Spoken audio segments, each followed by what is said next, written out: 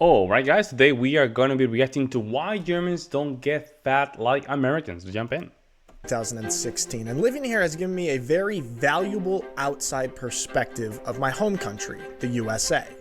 And a huge takeaway for me has been that Germany is sort of the land of moderation and the middle, while the United States is the land of extremes. Extremely rich, extremely poor, extremely beautiful, extremely ugly, extremely fit, and extremely fat. Behind only the small island nations, the United States is the most obese country in the world. The ranging numbers estimate that 30% of American adults are overweight, while 42% are considered obese. Wow. Leaving over 2/3 of America's adult population. Yo, that is so true right there, man. I hate to see it and admit it, but that is true already. Already true, man. Considered overweight or obese, among the highest in the world. But contrast this to Germany, Gorgeous. a Western nation with a lot of societal similarities to the United States. And you'd think a country that's obsessed with bread and beer would also have this problem on the same scale. But Germany actually has a much lower prevalence of obesity, with the rate being around 19%. Even when just walking around in these two countries, you can notice this difference. So for the past few weeks, I've taken a deep dive into why this is, and it's been fascinating at times and shocking at times.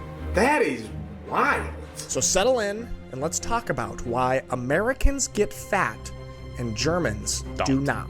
Americans are not winning their battle against obesity. I mean, a lot of GMOs, canned food, the fat food industry is horrendous. Thankfully, I go to the gym. I'm considered obese, right? But I just go to the gym. I'm just a little bit high in weight. But outside of that, just our food is so bad, man. So bad. Think I can juggle these? Ooh. There we go. Let's go. That was actually pretty good. Yeah, that's really that? good. Yeah. Okay, chill out. Now, while we're on the subject, let me tell you guys a little bit about my health. So many of you guys know I've been an athlete almost my entire life, so my health and wellness are super important to me. I really like to take care of myself and my body. I always find that I feel my best both mentally and physically when I really take care of what I put into my body. And that is where the sponsor of today's video comes in. All right, now I'm sorry for that, man. All right, back to the video. So there's a few main categories that I think we need to discuss. The first is lifestyle.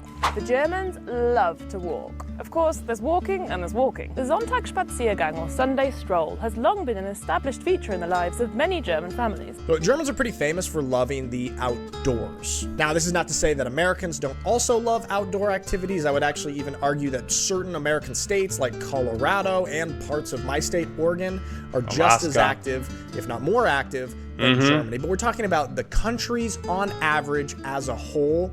Germans are much more active in the outdoors than Americans. And from my perspective, Germans seem to participate in physical activities that are sort of mild in nature, and they don't really seem to separate their life from their exercise. I feel like people in the United States either are obsessed with fitness and working out almost in an unhealthy way, or don't work out or exercise at all. Good point. So for example, with activities like walking or a mild hike or a little bike ride, this seems to be very common with Germans. And the stats back it up. 80% of German households own a bike. There we go, folks. There you go. That's the difference right there, guys. And I was thinking about that. Me and my family would like to walk. It's just kind of cold right now, but it's getting better. So next week we're gonna start walking a lot. But there you go, guys. Even here in the trail that I have here, I have a trail here. I don't see a lot of people walking, guys. I see a moderate amount of people walking, but not this level. You see, this is a healthy level. While only 48% of American households do. Now, we'll touch a little bit more on this stuff later, but I think it's important just to recognize sort of the different attitudes of these activities between the two different countries. So since living in Germany, every time I go back to the States, I feel a little bit Sicker. sick for about a week. And I always kind of joked that it's like, oh, my body got used to not consuming all of those American chemicals, while in Germany, now I'm back and my body is dealing with those chemicals again. And it was always like kind of a joke.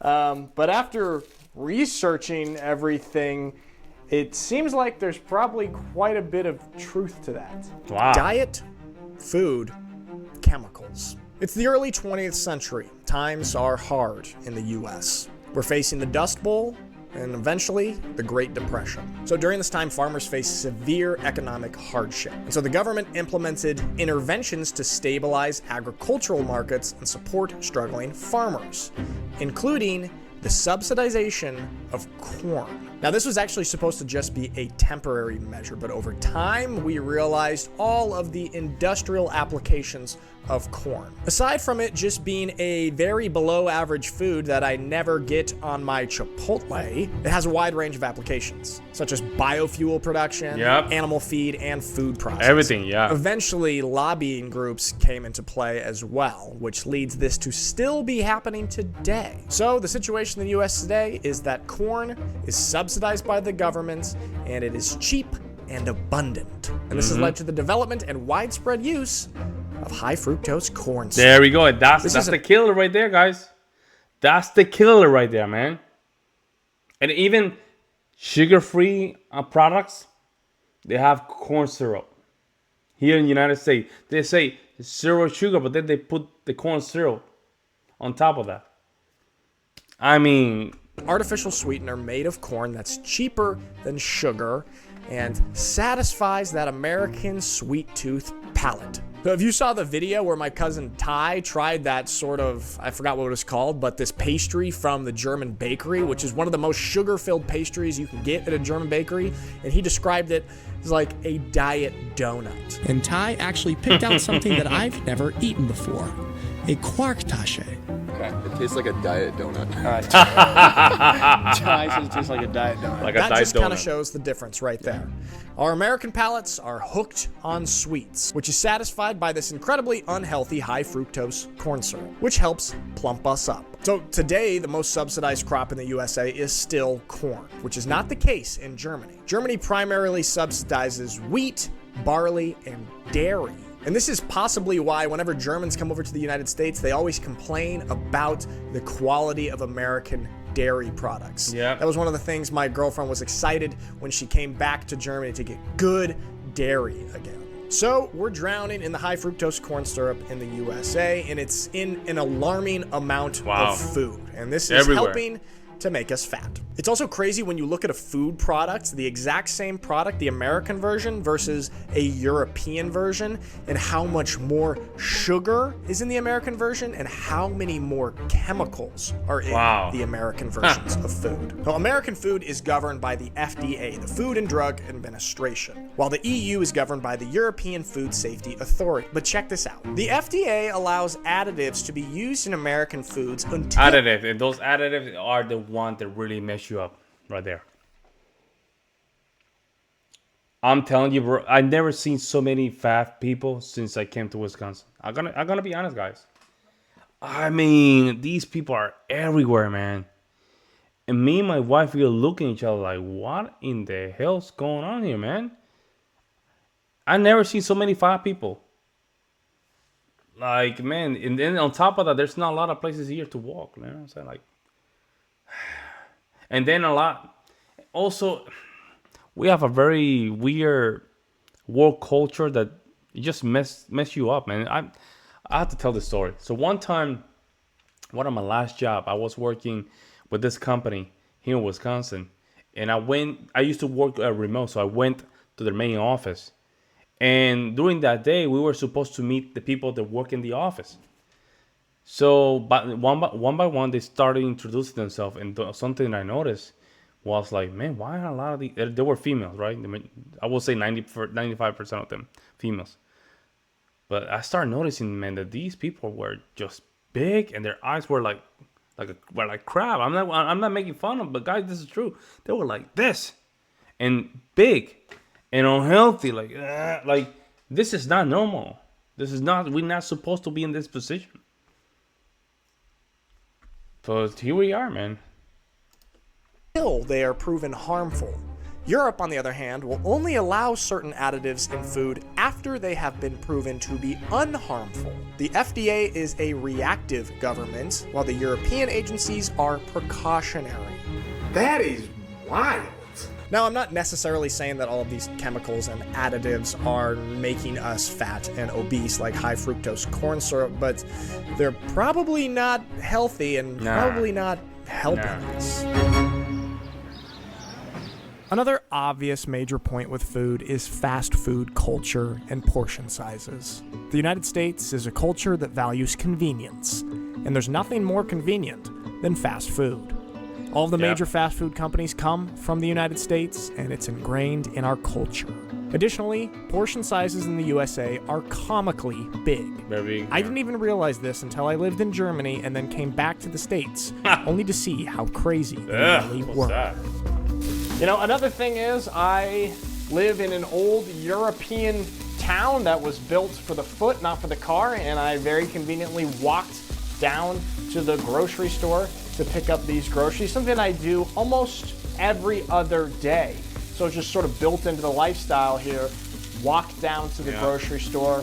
That probably gives me 2,000, 3,000 steps every time I do it, and I do this multiple times a week. Something I don't do in the United States. In the United States, when I go to the grocery store, I'm driving there and I'm buying less healthy foods with a lot more yummy but bad for you chemicals. And this subject of walking brings us to our next topic: cities and infrastructure. Look, we all know that the United States is a huge country and incredibly spaced out, and more often than not, you do need a car to live in the United States. It's just too big and things are too far apart. American cities were largely made for the car, while European and German cities were made more for the pedestrian and the foot. So this is the typical excuse for why Americans drive more than Europeans and walk and bike way less. It's because our country was built for the car and we can't do anything to help it. That's just how our country's set up and how it is. But what if we eliminated some of these variables and found a little bit of consistency? For an example, I came across this really interesting set of data that took a look at Stuttgart and Washington, D.C. These cities have similar economies, labor markets, and core populations of around 600,000 people. Funny enough, these are also two cities that I have spent quite a bit of time in. I went to college for 4 years in Washington, D.C., and I do a lot of work now in Stuttgart with the Stuttgart Surge football team. So I know both of these cities pretty well. D.C. is also known as one of the very few American cities with good public transportation. I can attest to this. I actually used this in college, and it's also one of the most walkable cities in the United States. Yeah, but it's very dangerous. It's very extremely dangerous, guys. For my German friends over there, do not walk during the night. You're gonna get robbed. It's very dangerous.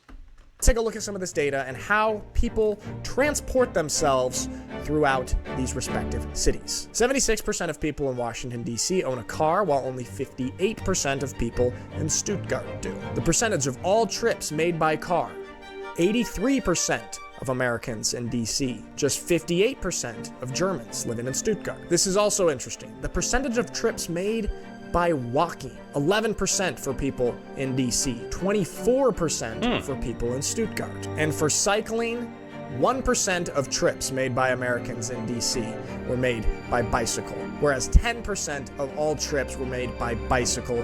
Yeah, still, man, I'm sorry. It's just dangerous. Washington. Listen, I don't even, guys, I don't even feel comfortable going to Washington D.C. myself. I just drove once through it and didn't want to stay there. It's very dangerous. It's extremely dangerous capital. Beautiful, monument, history, everything, but it's dangerous. Damn dangerous, man. Or Germans living in Stuttgart, 10 times as much. So even when walking and biking is an option, like in Washington, D.C., we Americans choose not to. I think it's ingrained in us a little bit. I would argue that sort of low intensity, mild exercise like biking and especially walking are the best ways to lose weight and lose body fat. You can do a lot of it casually, and it's not like jogging or running that's a bit more intense and will possibly work up a big appetite appetite for you, so you come home and you splurge on a bunch of food after working out. This is why walking is probably the best for losing body fat, but we just don't do it. Americans refuse. We hate walking. And a lot of it can be blamed on our cities and how our country is structured, but looking at this example of DC and Stuttgart and seeing the differences in these statistics really opened my eyes to show that it's not just that, we also have different attitudes when it comes to this stuff. Good point. Good video. Yeah, good video. So guys, these are a few key reasons. Good video, man. He nailed it. He nailed it. I agree with him. I mean, when it comes down to stuff like this, us Americans, it feels unsafe out there, guys, too. Like, it's not... there's so many stuff that I would like to say, but I love that culture of walking and bicycle. I love it. I just love it, because when I was in Europe, that's what I used to do. I used to just... When I was living in... I didn't live there, but I stayed in Italy for almost 2 weeks, and no car, all walking. And I was eating bread, guys. I was eating bread, pasta, didn't increase 1 pound. Actually, I lost weight. And also when I was living, I was staying in Bulgaria, because I needed to play with the Bulgaria orchestra, right? The piano concerto, or Beethoven III piano concerto. And I remember I was eating like crazy. I didn't gain 1 pound, guys. I gained in 0. Actually, I was losing weight. I needed to eat more. Great video, man. Let me know what you guys think in the comment section below. Guys, like always, I'll see you in the next one.